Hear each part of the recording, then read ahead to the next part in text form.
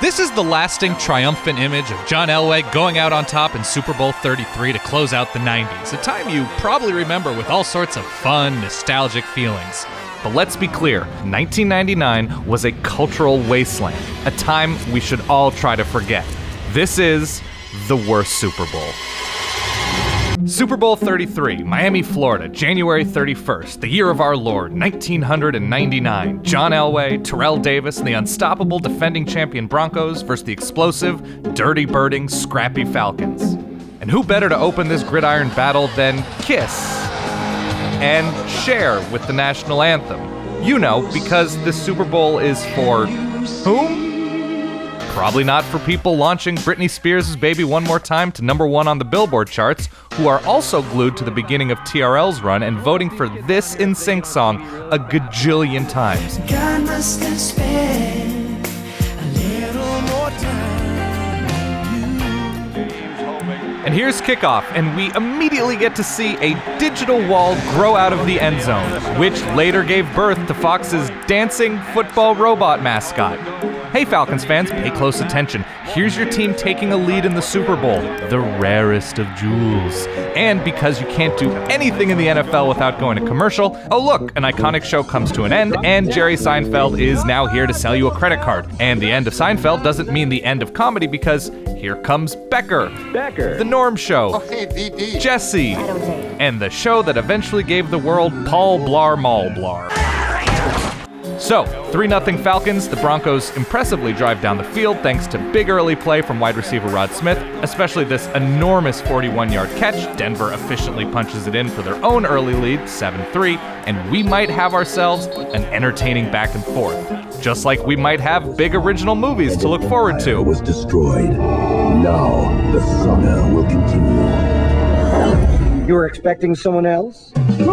Nah, everything just gets a sequel, and we all eventually die. Speaking of a slow death, the Falcons have ample opportunities down by a single possession and turn big moments into a sad, missed chip shot field goal and allow a gigantic and still memorable 80-yard touchdown from John Elway to Rod Smith, who torched Falcons safety Eugene Robinson, who was arrested by an undercover cop the night before for soliciting a prostitute. But hey, it's the late 90s, and bad decisions on a big stage goes all the way to the top. I did not have sexual relations with that woman. President Bill Clinton is in the midst of hearings related to impeachment over an inappropriate relationship with a White House intern. Indeed, I did have a relationship with Miss Lewinsky that was not appropriate. Nobody knows if Slick Willie would get off. Phrasing, I know. And here we are at 17-6 at the half. So now it's obviously time for the greatest of Super Bowl entertainment traditions, the halftime show. And it's Big Bad Voodoo Daddy because swing revival. Stevie Wonder because R&B, and Gloria Estefan because Miami. This is 100% real, and if you didn't watch it, you could turn to USA to watch Halftime Heat, which was Mankind against who is now, of course, the biggest movie star in the world. I will beat you like a Cherokee drum. Fighting in an empty arena. If you smell what the Rock is cooking. Oh! I know what you're thinking. How can the third quarter possibly match so much halftime excitement? The answer? It doesn't even come close, and neither does anything else happening in the world at the time. Get ready. Missed field goal. Furbies are a thing. People can't stop wearing Abercrombie & Fitch and frosting their tips. A girl from Abercrombie & Fitch. Atlanta throws an interception. AOL pays $4 billion for Netscape Navigator. You've got mail. Another missed Denver field goal. Korn could not be a bigger deal. The best basketball player in the universe decides to retire again. And another Falcon interception.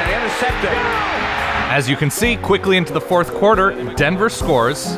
A Broncos secondary that came to play picks Atlanta off yet again, following it up with a quick touchdown. And now the Broncos are up 31-6, so the future for the Falcons is bleak. Are we talking Y2K ending the world or Vladimir Putin coming into power bleak? How about bleak on the level of EdTV predicting entertainment to be following around everyday idiots? Or bleak on the level of electing the guy from Predator to be a governor as an outsider to clean things up? Pretty sad. Yeah, you could say that.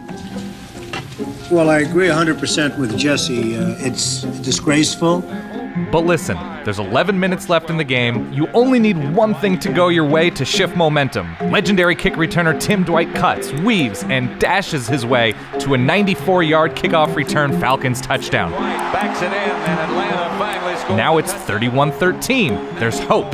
Like the hope of striking it rich on a thing called the internet. Or that baseball is back. And that the new Star Wars is going to be awesome. And that music has a rebirth with Woodstock 99. And another touchdown after a long passing drive to make it a two-possession game, 34-19. With a minute and a half left, anything is possible. There's hope. There can also be a game-sealing lost fumble. Bankruptcy. Pets can't drive. Jar Jar Binks. Steroids. I've let a lot of people down. It doesn't feel good. Like a chump. And Limp Bizkit.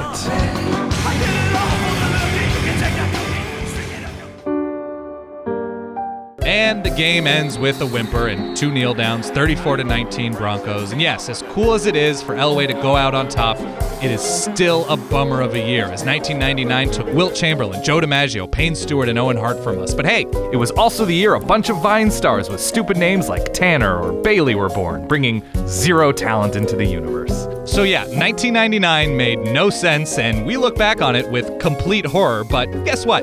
If you're not dead in 10 or 15 years, we'll all look back on the present in exactly the same way. So just shut off your brain and enjoy the game. God bless America.